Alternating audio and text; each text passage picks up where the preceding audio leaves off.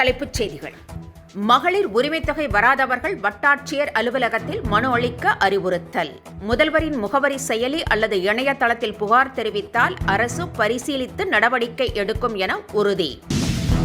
கரூர் சம்பவத்திற்கு பிறகு 72 நாட்கள் வெளியே வராமல் அலுவலகத்தை மூடிவிட்டு சென்றவர் விஜய் எப்படி மக்களுக்கு நன்மை செய்வார் என இபிஎஸ் கேள்வி. சேலம் விஜய் கூட்டத்தில் வடமாநில தொழிலாளி சூரஜ் என்பவர் உயிரிழப்பு. கூட்டம் நடைபெற்ற திடல் அருகே மற்றொரு உடல் கண்டெடுக்கப்பட்டதால் அதிர்ச்சி. தமிழகம் மற்றும் புதுச்சேரியில் வரும் 19ஆம் தேதி வரை மழைக்கு வாய்ப்பு. நாளை மறுநாள் காற்றழுத்த தாழ்வு பகுதி உருவாகக்கூடும் என கணிப்பு. நாளை காதலர் தினத்தை ஒட்டி களை கட்டும் கொண்டாட்டங்கள். கடைகளில் பரிசுப் பொருட்கள், ரோஜா உள்ளிட்ட கண்கவர் மலர் செண்டுகள் குவிப்பு. இனி விரிவான செய்திகள். அனைத்து மகளிர் உரிமைத் தொகை பயனாளர்களுக்கும் 5000 ரூபாய் வரவு வைக்கப்பட்டுள்ள நிலையில் கிடைக்காதவர்கள் வட்டாட்சியரிடம் மனு அளிக்கலாம் என்று அரசு அறிவுறுத்தியிருக்கிறது. அது மட்டுமின்றி முதல்வரின் முகவரி செயலி அல்லது இணையதளத்தில் புகார் அளித்தால் அரசு பரிசீலித்து நடவடிக்கை எடுக்கும் என்றும் உறுதியளிக்கப்பட்டுள்ளது. தமிழகத்தில் மகளிர் உரிமைத் தொகை பயனாளிகள் 1.31 கோடி பேருக்கு அவர்கள் வங்கிக் கணக்கில் இன்று காலை 5000 ரூபாயை வரவு வைத்து முதலமைச்சர் இன்ப அதிர்ச்சியை கொடுத்த நிகழ்வு தமிழக தேர்தல் களத்தை பரபரப்பாக்கி இருக்கிறது. மகளிர் உரிமைத் தொகையை முடக்க மத்திய பாஜக அரசும் தானும் திட்டமிட்டதாக முதலமைச்சர் கூறுவது ஆதாரமற்ற குற்றச்சாட்டு என இபிஎஸ் கூறியுள்ளார். செய்தியாளர்களிடம் பேசிய அவர் நடைமுறையில் உள்ள ஒரு திட்டத்தை எப்படி முடக்க முடியும் என்று கேள்வி எழுப்பியுள்ளார். மேலும் வருடம்தோறும் கோடைக்காலம் வருவதில்லையா என்று கேட்ட இபிஎஸ் இந்த ஆண்டு மட்டும் கோடைக்கால சிறப்பு தொகுப்பாக 2000 ரூபாய் வழங்கப்பட்டது ஏன் என்றும் கேள்வி எழுப்பியிருக்கிறார்.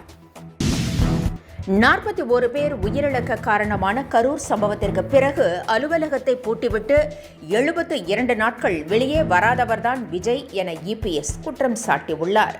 கரூர் சம்பவத்திற்கு தவேகா தலைவர் என்ற முறையில் விஜய்தான் பதில் சொல்ல வேண்டும் என்றும் பொது வாழ்க்கைக்கு வந்தால் தலைவரை கேள்வி கேட்க மாட்டார்களா என்றும் இபிஎஸ் சாடியுள்ளார். முன்னதாக சேலம் சீலநாயக்கன்பட்டி கூட்டத்தில் பேசிய விஜய் வீட்டை விட்டு வெளியே வா என தன்னை சிலர் கேட்பதாகவும் தமிழ்நாடுதான் தனது வீடு என்று அவர்களுக்கு தெரியாது என்றும் அதிமுகவை மறைமுகமாக சாடினார். விஜய் கூட்டத்தில் பங்கேற்க வந்த வட மாநிலத்தைச் சேர்ந்த சூரஜ் என்பவர் உயிரிழந்த சம்பவம் மீண்டும் அதிர்ச்சியை ஏற்படுத்தியிருக்கிறது. மருத்துவமனையில் வைக்கப்பட்டுள்ள அவரது உடலை காண உறவினர்கள் குவிந்துள்ளனர். கணவன் இழந்த துக்கத்தில் அவருடைய மனைவி கதறி கண்ணீர் விட்டு அழுத காட்சி அனைவரையும் மனதை உருக வைத்தது. உயிரிழந்தவர் வெள்ளிப்பட்டறையில் கடந்த 10 ஆண்டுகளாக பணியாற்றியவர் என்பது தெரிய வந்திருக்கிறது. மேலும் அவர் விஜய் கூட்டத்திற்கு முறைப்படி பாஸ் பெற்று வந்ததாகவும் கூறப்படுகிறது. இதனிடையே கூட்டம் நடைபெற்ற இடத்தின் அருகே மற்றொரு சடலம் கண்டெடுக்கப்பட்டது அதிர்ச்சியை ஏற்படுத்தியுள்ளது. நடிகர் தனுஷுக்கு பிரபல பட தயாரிப்பு நிறுவனமான தெனாண்டால் பிலிம்ஸ் சார்பில் நோட்டீஸ் அனுப்பப்பட்டுள்ளது.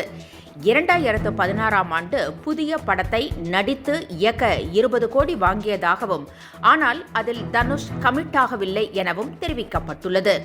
அந்த பணத்தை திருப்பி தர வேண்டும் என்றும் கேட்டுக் கொள்ளப்பட்டுள்ளது. இது தொடர்பாக விரைவில் தனுஷ் தரப்பில் பதில் அளிக்கப்படும் என்று எதிர்பார்க்கப்படுகிறது. தமிழகத்தில் தேர்தல் களம் சூடு பிடித்துள்ள நிலையில் தேர்தல் ஆணையமும் பணிகளை முடுக்கிவிட்டுள்ளது. தமிழகத்திற்கான கூடுதல் தலைமை தேர்தல் அதிகாரிகளாக சிவஞானம், ஸ்ருதிஞ்சன் நாராயணன் ஆகியோரை தலைமை தேர்தல் ஆணையர் நியமித்திருக்கிறார். மேலும் தேர்தல் தொடர்பாக மாவட்ட ஆட்சியர்கள், மாவட்ட காவல் கண்காணிப்பாளர்களுடன் துணை தேர்தல் ஆணையர்கள் இன்று ஆலோசனை நடத்தியுள்ளனர். இதனால் தமிழகத்திற்கு விரைவில் தேர்தல் தேதி அறிவிக்கப்பட வாய்ப்பிருப்பதாக கூறப்படுகிறது. டெட் எனப்படும் ஆசிரியர் தகுதி தேர்வு வரும் ஜூலை மாதம் 4, 5 ஆகிய தேதிகளில் நடைபெறும் என்று ஆசிரியர் தேர்வு வாரியம் அறிவித்திருக்கிறது.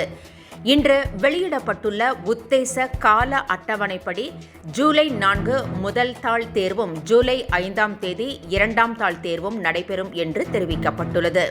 இதற்கு பிப்ரவரி 18ஆம் தேதி முதல் ஏப்ரல் 10ஆம் தேதி வரை இணையத்தில் விண்ணப்பிக்கலாம் என்றும் அறிவிக்கப்பட்டுள்ளது. சினிமாவிலும் அரசியலிலும் விஜய் ஒரு கட்டிங் அண்ட் பேஸ்டிங் நபராக இருக்கிறார் என அதிமுக கடுமையாக விமர்சித்திருக்கிறது. இது தொடர்பாக விஜய்க்கு அதிமுக ஐடி விங் பதிலடி கொடுத்திருக்கிறது.